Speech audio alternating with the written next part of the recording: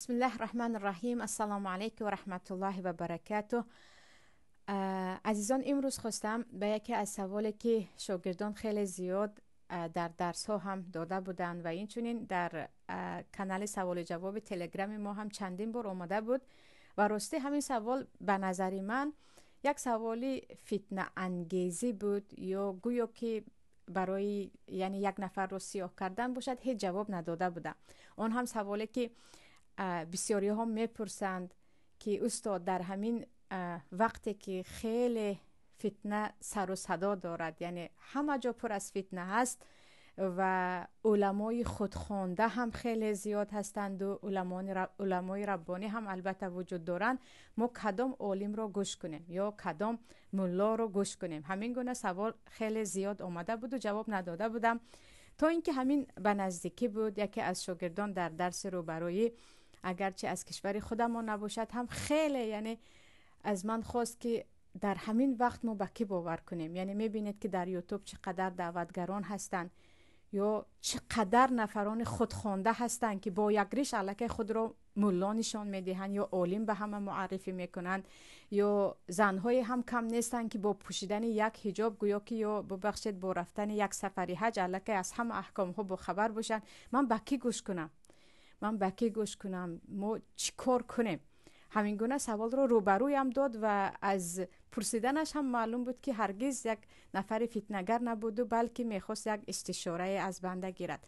بعدا من هم گفتم انشاءالله مفصل تر در همین باره همراهتون صحبت کنم، چون همین سوال زیادتر آمده است و موضوع هم میتوانیم بگوییم که ما چگونه علمای حقیقی ربانی را از خودخوانده هایی که اصلا شاید طالبین باشند یا شاید در حقیقت تا اندازه علم آموخته باشند و اما در اصل علمای سو هستند یا علما هم نیستند، نفران گمراه کننده هستند، چه خیل جدا کنیم؟ یعنی این دو نفر را یا این دو گروه را که کی علمای حقیقی هست و کی خودخوانده دروغگو هست یا فتنه‌گر است، ما چه خیل جدا کرده توانیم؟ به همین سوال خواستم جواب داده باشه.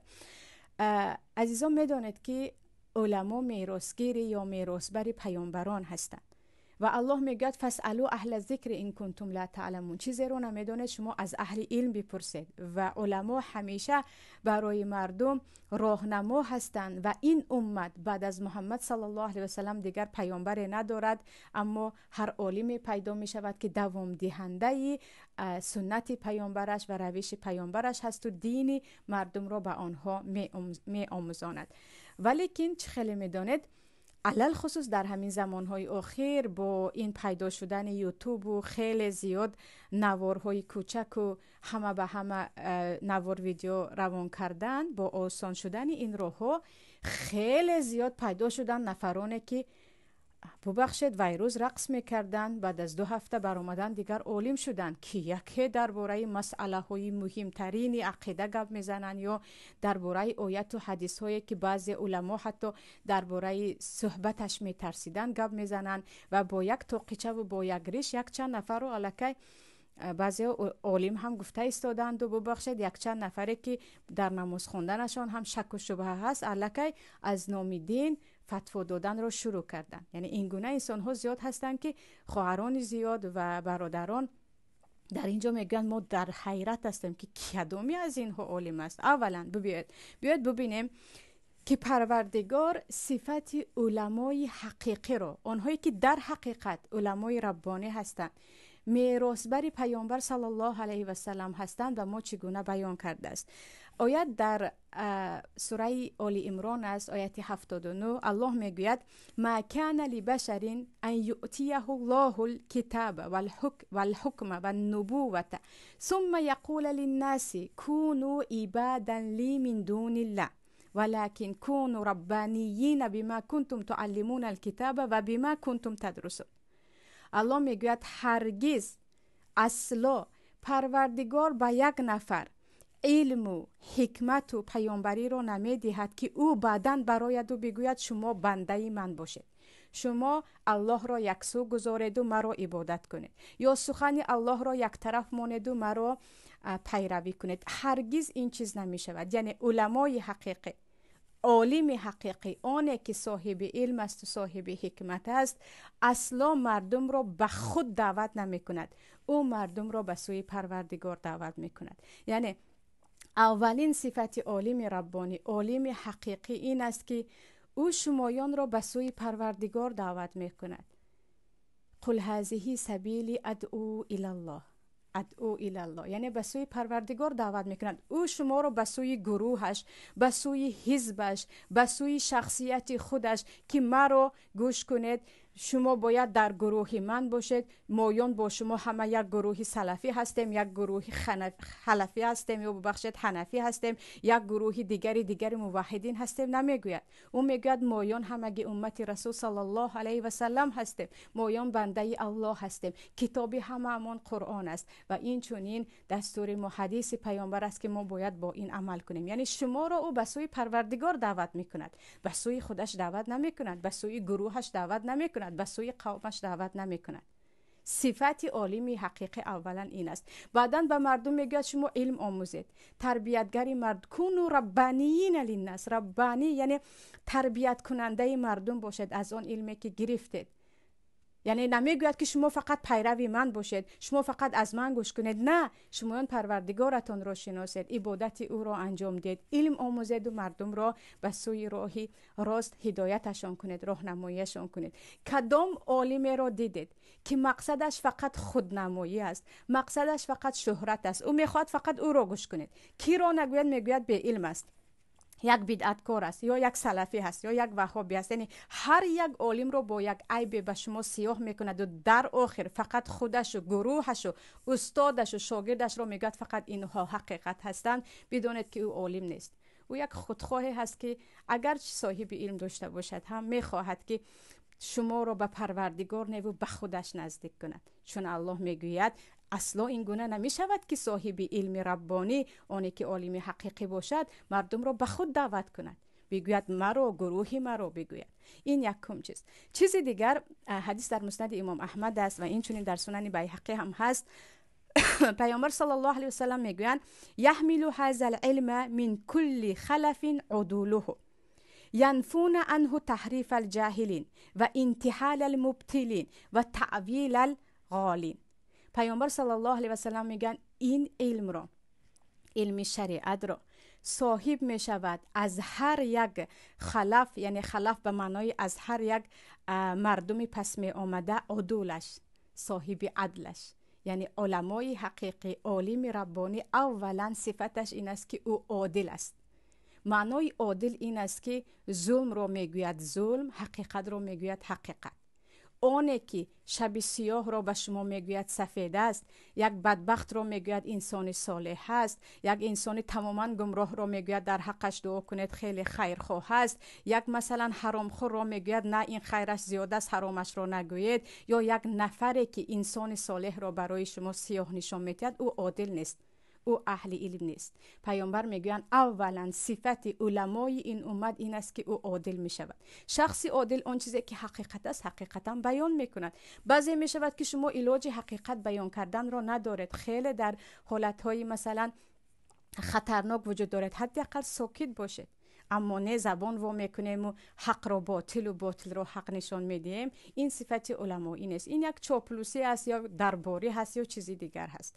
پس صفت‌های از طبق حدیث پیامبر، صفت دیگری علما این که آنها اهل عدل هستند، عدالت خواه هستند. عدالت را میگن یعنی حقیقت را میگن.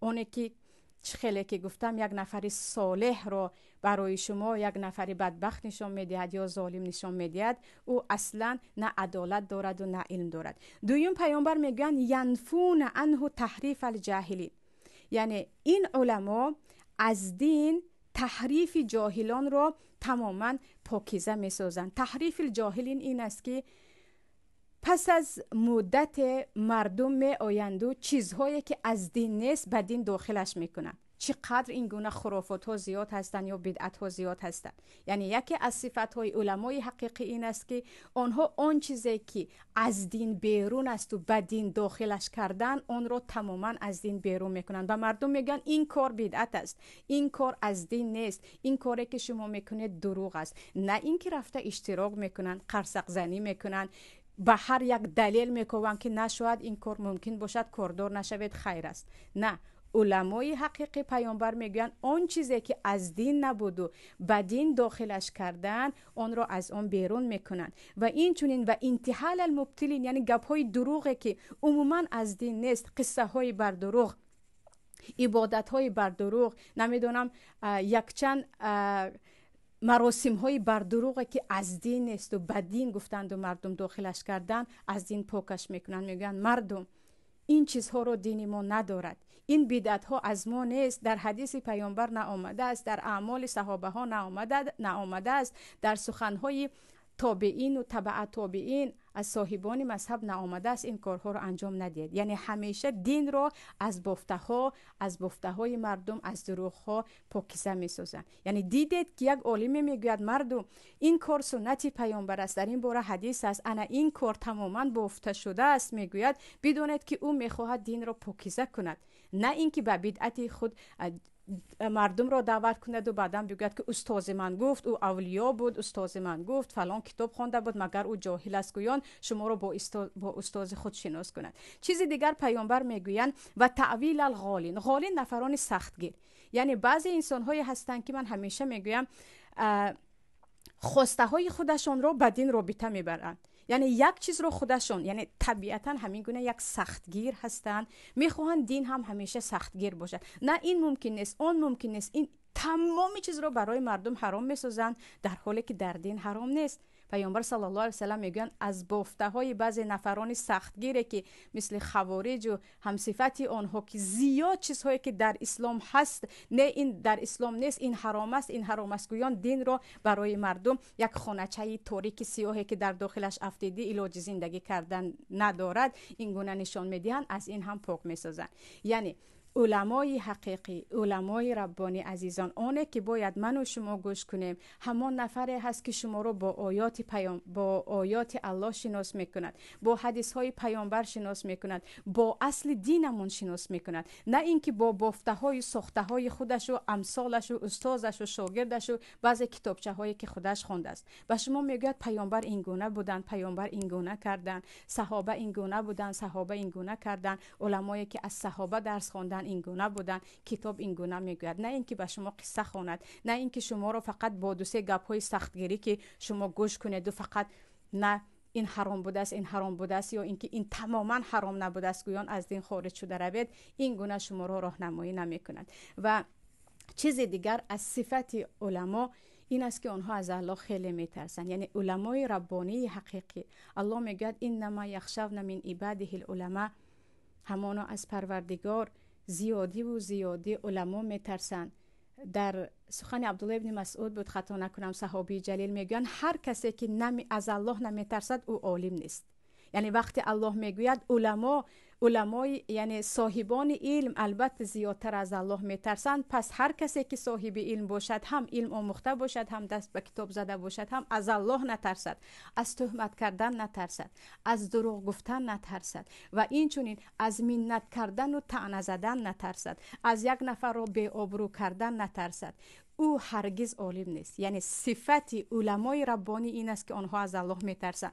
آیا کسی که از الله میترسد دروغ میگوید؟